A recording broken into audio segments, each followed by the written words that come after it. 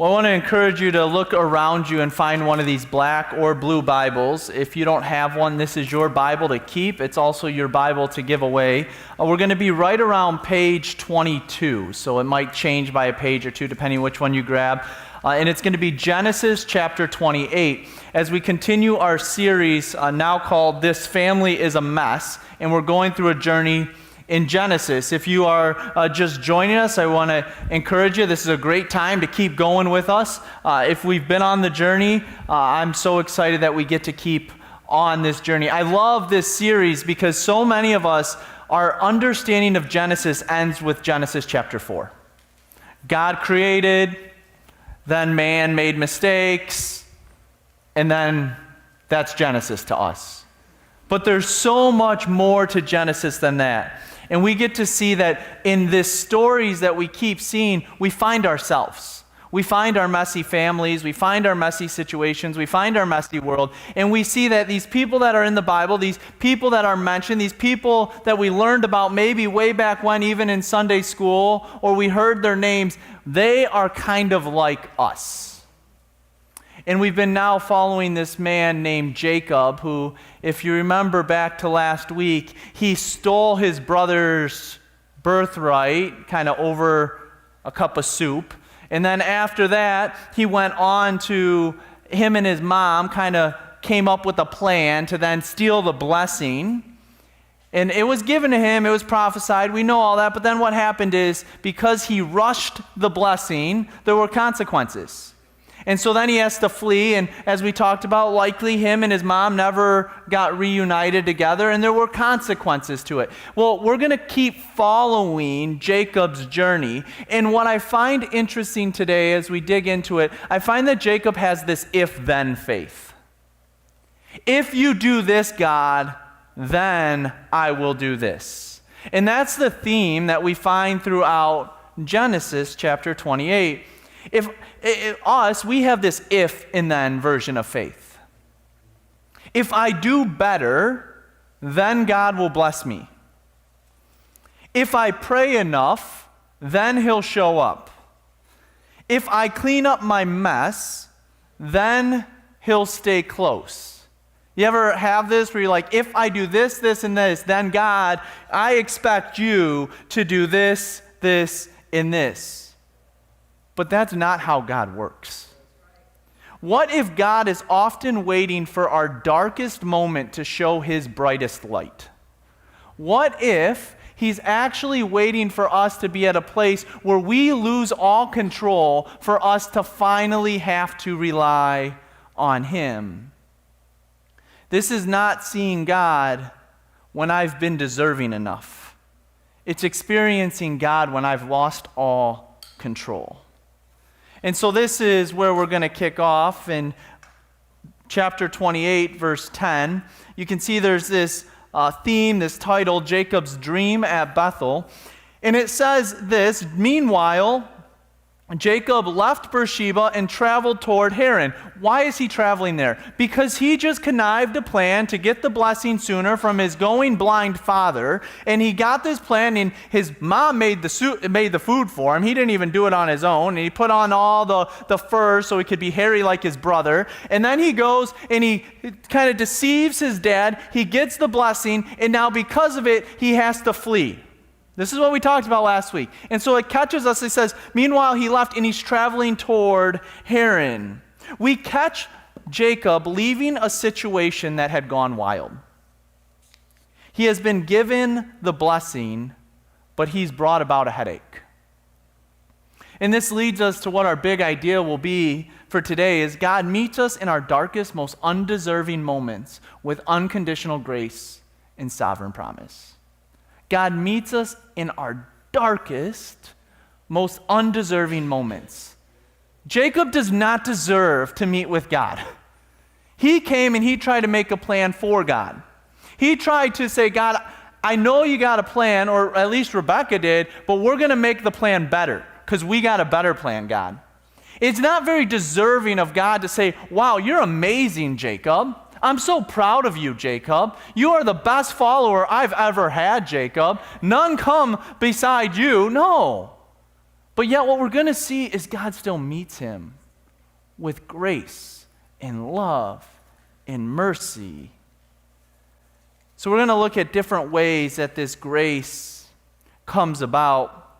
The word grace means unfavored merit. There was times in my faith journey where grace is what I lived by. Lord, I am so grateful for your grace. Now, this is a slippery slope because we can say, thank you, Lord, your mercies are new every morning, so I'll just keep doing what I want to do. And there's some work we have to do in our spiritual formation, growing closer to God. But this grace is when something is given to us that we do not deserve. I get home last night from a wild day of all the sports things that happened in the Went household. You know, we had basketball in the morning, football sizing, then baseball tryouts to the baseball draft. And I get home, and all of a sudden there's bags from Dick's Sporting Goods on the counter, and it's because the kids got new baseball cleats because you get that 20% off coupon, so you have to go when the 20% coupon is there. Do they deserve those cleats? Absolutely not. Do they do anything to work for or earn those? Absolutely not.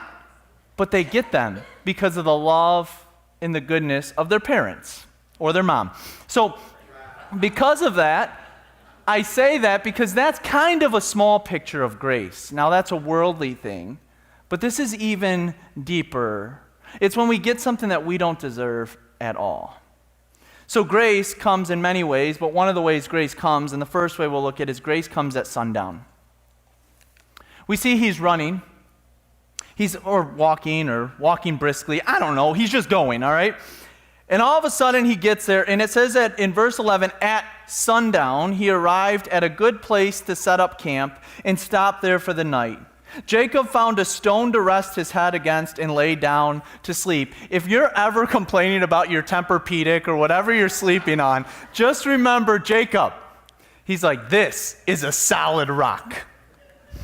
Could you imagine? Anyways, it gives like sleeping on a rock to a whole new meaning. But it's sundown, and all of a sudden he's forced to stop because if he kept going during night, he doesn't have night vision goggles, he doesn't have a flashlight, like it's dangerous at night.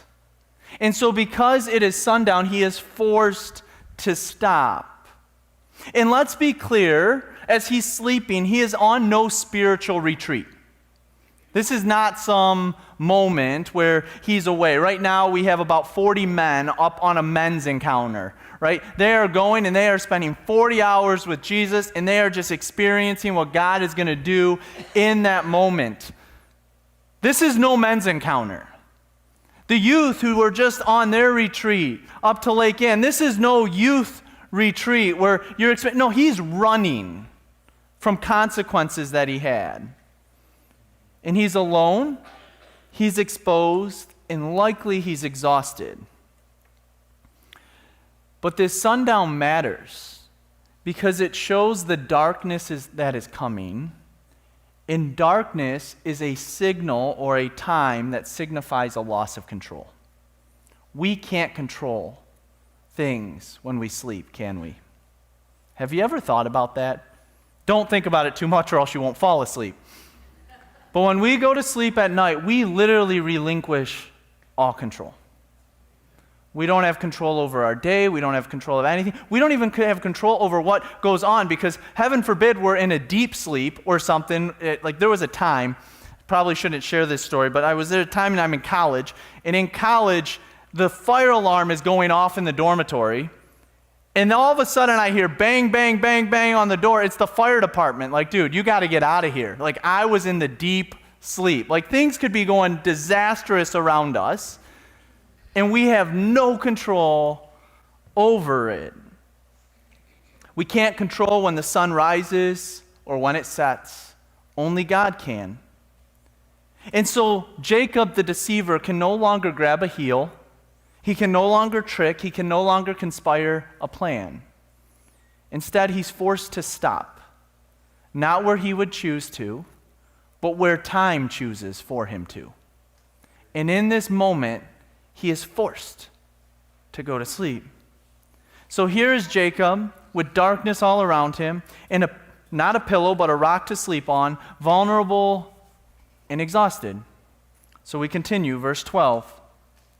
As he slept, he dreamed of a stairway that reached from earth up to heaven.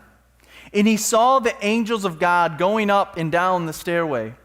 At the top of the stairway stood the Lord, and he said, I am the Lord, the God of your father, Isaac. The ground you are lying on belongs to you. I am giving it to you and your descendants. There is so much that happens in this text, in those two verses. Number one is, do you notice what God doesn't say? He doesn't sit there and condemn him. He doesn't sit there and say, shame on you, Jacob. He actually blesses him. We're going to get to that. But the other thing we notice is there's this ladder and there's angels going up and down it. In this dream, there is so much that's being told and so much that is happening that we're going to see it becomes a holy moment. But here's what we have to understand. Until we're able to give up control, we're unable to experience all God wants for us. Until we're actually able to give up control, we can't experience all that God wants for us. Here, he would not have this dream if he wasn't asleep. He had to lay down. He had to rest. He had to stop. And that's why I believe God often waits until sundown. When our strategies fail, when we're exhausted to the point of using a rock as a pillow, when we finally stop and cannot see anything but darkness, I believe this is when God shines the brightest in our lives. Whatever situation it is in our life where it seems like the walls are caving in, it seems like there's no way out, and it seems like it is dark, it is then that God finally has the opportunity to meet us in a powerful and special way. Some of us go our lives wondering, when will I ever experience God? I've tried to come to church. I've tried to say my prayers. I've tried to read my Bible. I've tried to do this and I've tried to do that. Why am I not experiencing God? And I truly believe sometimes it's because we're just too busy to meet with him. Sometimes it's because we've let everything else become noise, that we haven't heard the still small voice of God right there. That we've made our plans and our directions and set our paths, that we haven't allowed ourselves to receive his goodness, his grace, and his mercy. The second thing about grace is that grace is active. Not only does it come when darkness comes in our lives, but it also is an active grace. Look at verse 12 again with me. As he slept, he dreamt of a stairway that reached from earth up to heaven, and when he saw the angels of God going up and down this stairway. Do you see the movement that is happening here? When you picture a stairway, what do you see? For me, I picture, like, at first a ladder where you have to put it up against the wall and it kind of like goes up on an angle, and I hate going up them because I hate heights.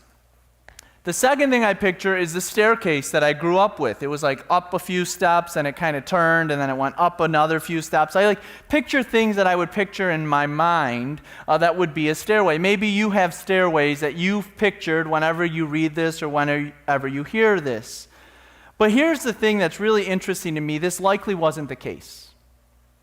The Hebrew word here suggests that something more like a ramped structure. Think like a pyramid in Egypt. But it wouldn't have been a pyramid in Egypt. It would have been a ziggurat, which is something that was very popular in Mesopotamia. So look at the picture on your left. This is actually an archaeological find in Ur. So that's what this would have looks like today. Over on your right is a picture of what it would have looked like. This would have been the Tower of Babel. This would have been what he was picturing here. This is likely what it looked like. Very similar to a pyramid, but not so sloped on the sides or smooth. And this is what was really important to it. It would have 7 layers to it. And the 7 layers to it represented the holiness, the completeness. And this was their way of building mountains amidst the flat land because they believed the gods resided on the tops of the mountains. And so if the gods were on the tops of the mountains, they had to build something to get to God. And so this was something all over their land. And you're like, okay, are you serious? I haven't seen it. Well, you can go look. That's the one in Ur. The second thing is historians write all about it. There was a Greek historian named Herodotus, and he wrote in 500 BC about these very things. In fact, there was one in Babylon that Alexander the Great ordered it would be repaired in 331 BC. So you've all heard of Alexander the Great. He went, he saw this one that was falling apart, and he says, you better repair it. But when he returned and saw no progress, he called for its destruction in 323 BC. So we see ancient writings, we see historical writings, we see artifacts that all point to these towers. And the thing with them is, since gods resided at the tops of the mountains, they wanted these structures to be with the gods. Yet something happens in Jacob's dream that signifies a major difference from Yahweh, the God of the Bible, and the other gods of their land. First off, he saw angels going up and down the stairway. It wasn't people, was it? It was the angels going up and down. It wasn't the God coming down or the gods, it was his servants or the angels. And there was a pathway that had been opened between God and man, and a connection that goes up and down. And it gets more interesting because look at verse 13 with me. At the top of the stairway, here's this one word, stood the Lord. This one word actually has significant meaning because he is standing, which all of the gods in their world would have been sitting. They were passive. They were not active. They were recipients. They had everyone build a stairway up to them. They never would build a stairway down to people. And here is God standing at the top of it, and not only standing, but we're also going to see he's speaking. This is something drastically different from anything they would have known of the gods at their time. And so there's 4 statements that are made that I highlight. In these 4 behold statements aren't found in the New Living Translation because this is more of a transliteration, but more in our ESVs or other Bibles that have more of a translation. And it's this: behold, a stairway connects heaven and earth. Behold, angels are moving up and down. Behold, the Lord is standing and speaking. And then behold, what's the last one? I am with you. The Lord is here. He says, look, I've made a connection. Look, I have spiritual beings moving up and down between you. Look, I'm standing and I'm active. But most importantly, I am with you. God is not only speaking, but he's blessing. He promises in verse 13 and 14, the blessing that has been passed from generation to generation. I am the Lord, the God of your grandfather Abraham, the God of your father Isaac. And now later as we get on, it'll be in the God of Jacob. We'll see Abraham, Isaac, Jacob. It continues to get passed. The ground you're lying on belongs to you. I am what? Giving it to you and your descendants. I find this absolutely amazing. Your descendants will be as numerous as the dust of the earth. They will spread out in all directions, to the west and the east, to the north and the south. And all the families of the earth will be blessed through you and your descendants. Grace is not Jacob climbing to God. Grace is God revealing himself to Jacob. Let's take this latter example a little further. I'm going to go to the teachings of Jesus. There's 4 Gospels, Matthew, Mark, Luke, and John. In John's account, John chapter 1, verse 50, he says this. Jesus asked him, do you believe this just because I told you I had seen it under the fig tree? You'll see greater things than this. And then I put it on the screen. Then he said, I tell you the truth, you will see the heaven open and the angels of God going up and down on the, what? Son of Man. In other words, Jesus is saying, I am the ladder. I am the one that bridges the gap between you and God. You remember Jacob's dream? I'm the ladder. I'm the one who makes a way. And the one who, what? Is the stairway between heaven and earth. This is why Jesus is so critically important to our understanding. Because this is a life-changing statement.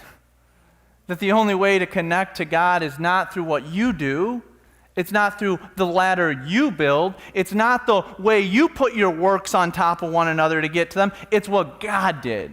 It's the ladder He built, and we call it a cross that He put Himself on to build a connection for you and I.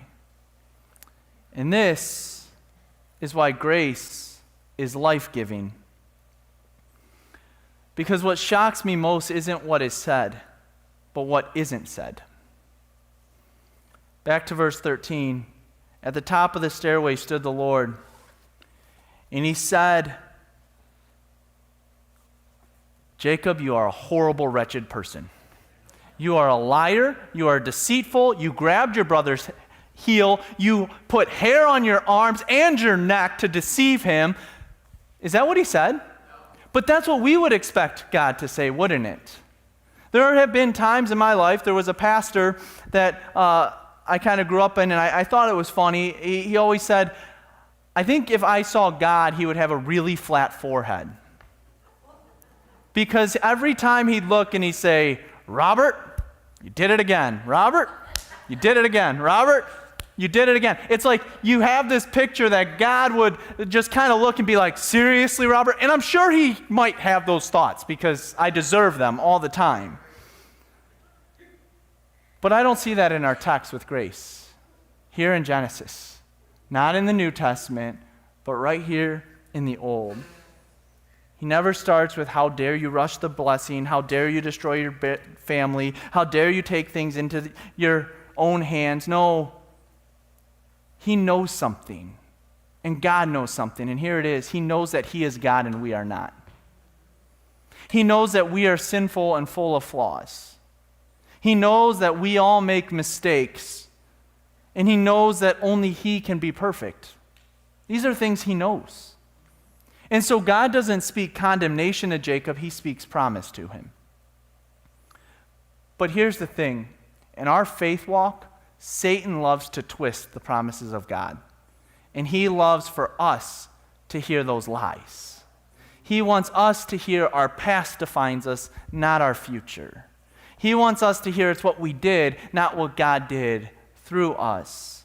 He desires to twist our life in such a way that our past becomes unredeemable. He desires for us to be crippled with guilt and resentment, and He wants us to wallow in hopelessness. Why? Because that's the state He's in. He has no hope. So the only hope He has is for more and more people to be hopeless. Yet God desires to give us life, to give us hope, to give us a future. God never says, if you get your life together, if you apologize to Esau, if you promise to behave. No, He says, I am with you. I will keep you. I will bring you back. I will not leave you. This leaves us to our fourth thing on grace. When we truly experience grace, grace is unforgettable. It is unforgettable. I shared this story once or twice before, and some of you will be like, oh, heard it, or some of you will be like, okay, this is my pastor. So there was a time in my life when my frontal lobe wasn't quite developed. We've all been there. We make decisions that non-developed frontal lobes make. So some of my high school friends and I decided to go to the dollar menu at all the fast food restaurants, and we thought it'd be great to have a food fight up and down the road. And so my mom's car had a sunroof, so it was like we had our own Humvee with a turret at the top. And so we were chucking food at each other, and this is probably horrible for me to be sharing. And so I pull into my parents' house, and I'll never forget my dad and my mom being like, "What did you do to your mother's car?" Like, it was wrecked with ketchup, with mustard, with burger patties, you name it, right? And I had a lot of consequences that came from it. But what I remember most is the love my parents showed me through it. The grace they gave me. They could have destroyed my life. They could have ripped everything away. And they did. I know I was punished. But I remember the love they showed way more than I remember the consequences that they gave. That is grace. When we experience these moments where we don't deserve it at all, but yet it is given to us.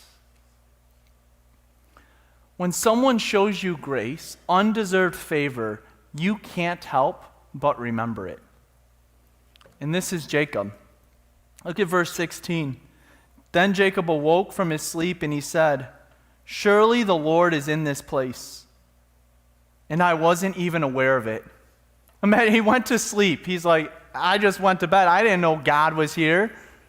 And he wakes up and he's like, surely God is here. But he was also afraid and said, "What an awesome place this is. It is none other than the house of God, the very gateway to heaven."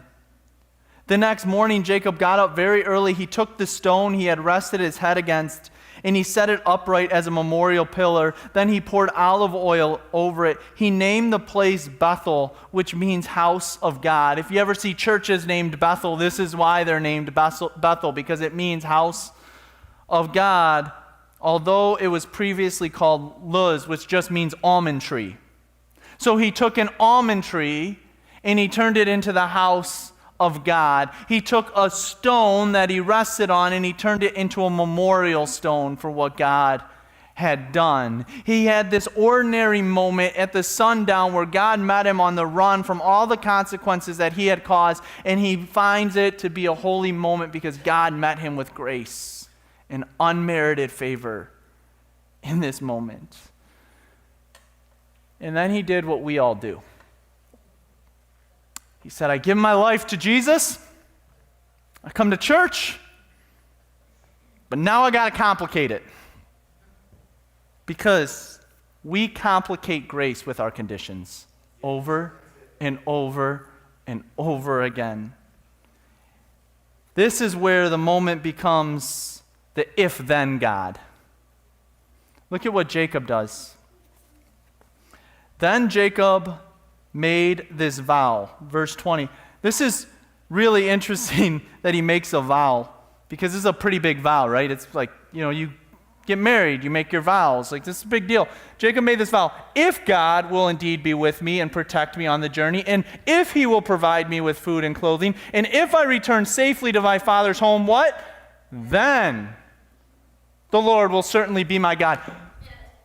How did he not get it to this point?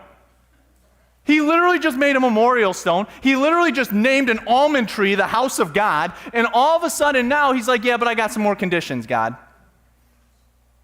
Oh my goodness, I've been there so many times. "God, if you do this, this, and this, then I'll actually believe you. God, if you do this, this, and this in my life, then I will honor you." See, most of us don't reject God outright. We just negotiate with him. "If you fix my marriage, then I'll start praying. If this diagnosis comes back clear, then I'll get serious. If I get the job, then I will trust you. If I feel you, if I experience you, then I will follow you." We turn our relationship into a contract, and we make it a bunch of if-then statements. "God, you got to do this, this, and this before I do this." But here's what Jacob shows us. Even after seeing heaven open, even after hearing God's voice, even after receiving unconditional promise, he still says if. Why? Because conditional faith feels safer. If I make it conditional, I still control it. And if I'm being honest, it's nice and safe to have a God I can control, or even a future I have a handle on. In ministry, I honestly struggle with this because it's nice to say, I can do this or that. I can see the numbers, or I can see this, and I can project, or I can control, or I can have. But it's really hard to say, God, I just want to give you control and to have all the answers. Some of us have been stuck in this spiritual limbo far too long. We're not running from God. We're just waiting to see if he proves himself enough. But he already has. The ladder is already there. He's standing, he's speaking, he's promising, and he's moving toward you. But you're still negotiating while he's been committed. And here's the part that changes everything. God never promises Jacob a detailed map. He doesn't say what's going to come. He doesn't say every direction he's going to go. He just promises him his presence and a future. He doesn't chart the steps. He doesn't show how long the exile will last. He promises something better. I will be with you, and I will bring you back.